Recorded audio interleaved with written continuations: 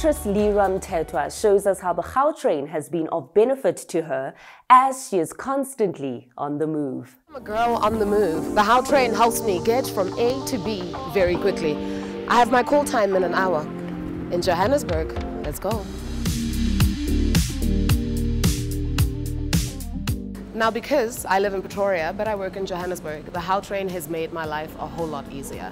I easily owe my career to the Gautrain because it's effortless, it's affordable, and it's comfortable.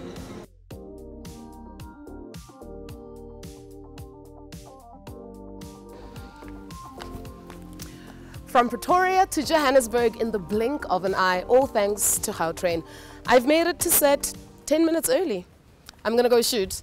Bye! Earlier this year, Peter Ndoro also had the opportunity to engage in conversation with the COO of Gautrain about its proposition to the greatest city of Joburg. Thank you so much indeed for joining us. It's been quite a journey, literally, for Gautrain. This is the 13th year now. How would you say over time it's affected the mobility of people in the province? Peter, you know, one of the things that we've learned in the short while, and sometimes we talk about transforming spaces, people and the economy through mobility, and somebody says, what does that mean? Now, in the short period of time of the pandemic, cities that have recovered better are the ones that have had proper transport. And when you look at the proper transport, it means, how do I get somewhere quickly? How do I, as economies are rebuilding themselves, that has become a big part. But let's start in the beginning. In the beginning, when we were building the Gautrain, probably around 2005, designing the whole thing, and the naysayers were saying this would never work.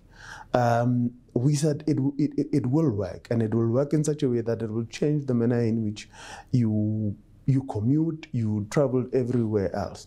Now, today, we can now talk about a 22 minutes global city region, which literally means you are 22 minutes away from everywhere in the city from the center. If you looked at it from Midrand, where our offices are, you now have 22 minutes, you could be in Hatfield and be closer to Parliament. You now have 22 minutes and you could be close to, you know, the city of Johannesburg and its center.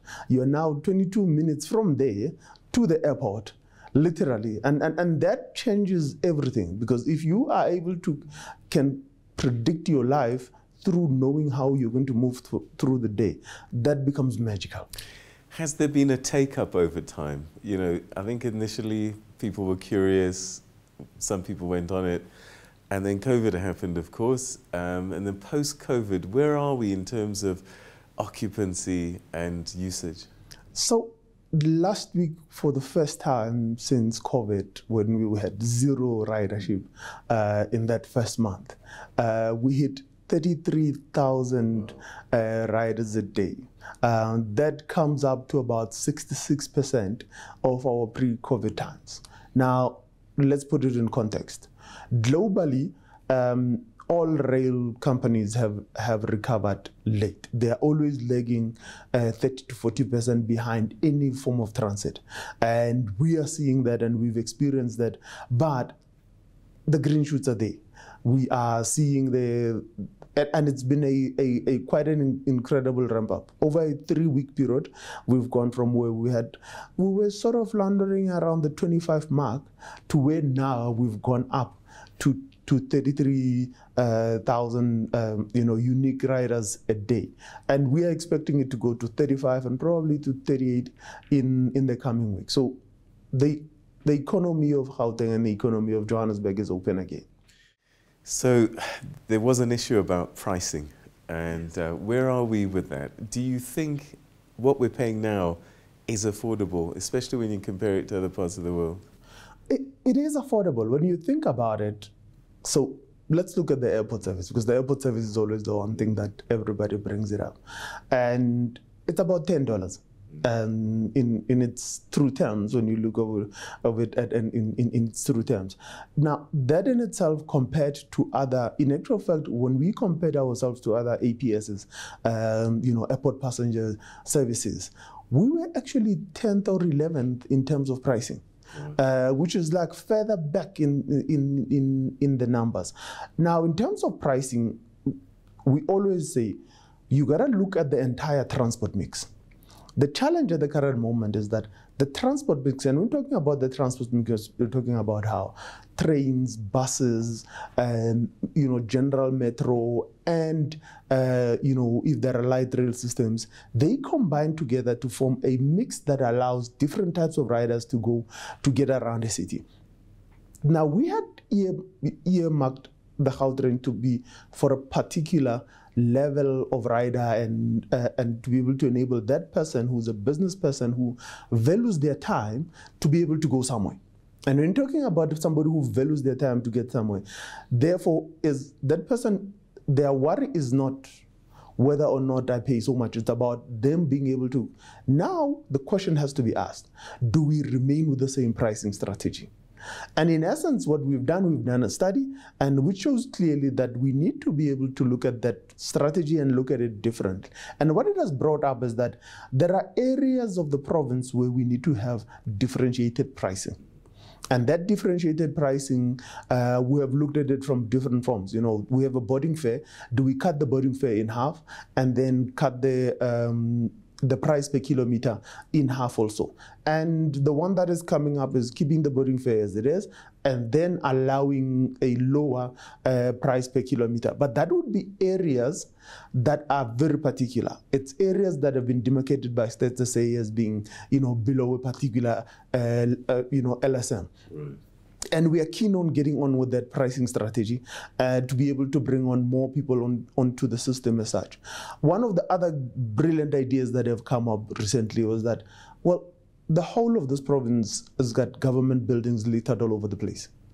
Why couldn't we look at a particular product that then will service moving, officials from one place to the other? And if we remove those cars off the freeway, then the freeway is free to be able to move in a different manner. So that in itself, we've looked at it. We've just recently, in the last year, launched our student product.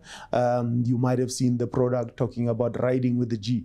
What do they call it? A play on words with the youth. And the riding with the G product is well loved by its students. When you see the social media comments, somebody wrote that this is a lifesaver. We hope Gautrain doesn't take this product away. We are looking at a senior citizens product soon, which we'll be putting out into the market, and then we're packaging a particular product to be able to go to companies. Yeah, I do the airport ride a lot, so I can tell you that it's a lifesaver for me, definitely. What about expansion? Where are we going? What are your plans? And when I talk about expansion, it's not just the rail tracks, but also the bus service that you get onto. That's an important question, because when you look at it, Peter, is that any business, when it grows, it can grow vertically or it can grow horizontally. Now, let's talk about growing the business vertically first. Vertically it's you becoming 10 times better than what you have today. And that talks to us being able to infill the area in and around station. Could we create businesses around stations? And that's when we start talking about, could we create, could we create transformational spaces that ultimately will be inspirational to their environment? And that in itself means we will become better at what we do within the realm of the existing stations. Then there's a business can grow horizontally. And when a business grows horizontally, in its sense, it's about the reach of the business. Can you reach more people in locations that you don't? So the one way of reaching more people is the physical bit of being able to build more tracks.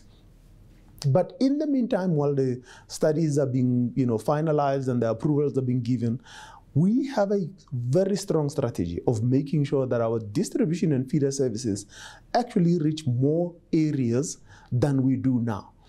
But we're doing it in a clever manner. We recognize that the large 12-meter bus, there are roads it cannot go into. And it would struggle in a lot of the older parts of the cities all around. Now, what we're doing is we're using 22-seater minibuses, but we're not only just reaching more people, but we're actually transforming transport as a whole, because we do those services with the minibus taxi industry. Everybody looks at us and go, you guys have lost your mind. The minibus taxi industry, yes. We've been working with them for the last 13 years. And they provide services in full in Marlborough Station. They now are in Centurion, in Hatfield. We're about to roll out the Rosebank one and Rhodesfield, and ultimately Park. And Park is a big part of us unlocking the South and getting people from the south of Johannesburg to be able to use the Gautrain more.